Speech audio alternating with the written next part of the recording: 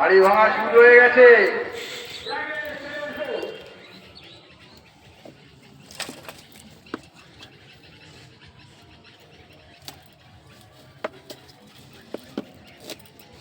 আনাজ কাটা দেখে কেউ খারাপ ভেবো না, এটা আমি গোটা চচ্চড়ির আনাজ কাটছি। তো তোমরা কি কেমন গোটা চচ্চড়ির আনাজ কাটো কমেন্টে বলবে।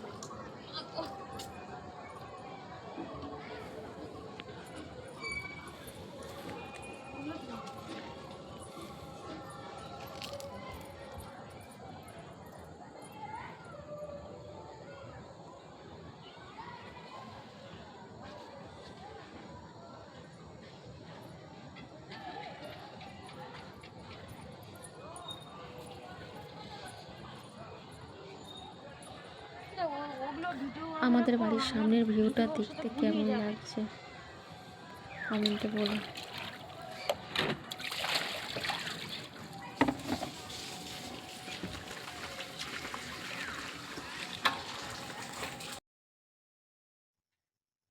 তো গোটা ষষ্ঠীর রান্না বসিয়ে দিয়েছি, আনাজ কেটে ধুয়ে বসাতে বসাতে সন্ধে হয়ে গেছে।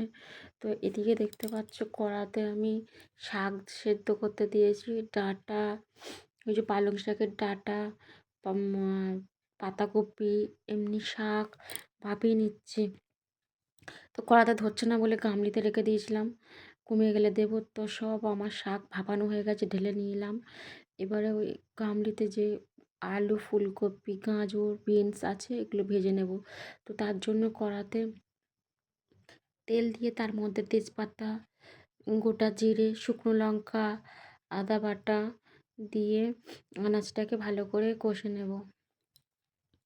আর আমি গোটা চচ্চড়ি এভাবেই বানাই। তো তোমরা কে কেমনভাবে বানাও কমেন্টে অবশ্যই বলবে।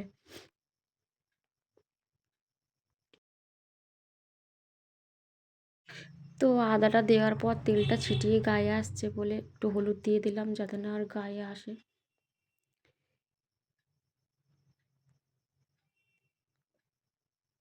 তারপরে আলু দিয়ে দেব, আলু দেওয়ার পর ফুলকপি দিয়ে আনাজটা পুরো ঢেলে দেব।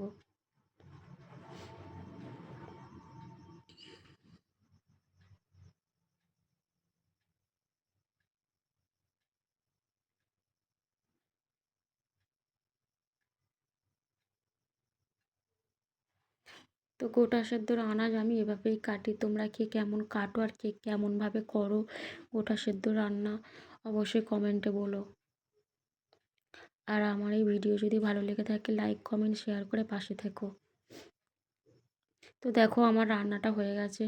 ওই যে মশলা দিয়ে আলু, ফুলকপি, গাজর এগুলো সবজিগুলো কষে নিয়েছিলাম। তারপরে ওই যে আগে যে সবজিটা সেদ্ধ করে নিয়েছিলাম, শাকটা দেখতে পেয়েছো, ওই শাকটা দিয়ে এই যে রান্নাটা হয়ে গেল। ডাঁটাগুলো দেখতে পাচ্ছ, ডাঁটার কোনো চিহ্নই নেই। তো আমার রান্নাটা কমপ্লিট হয়ে গেল, গোটা সেদ্ধ রান্না।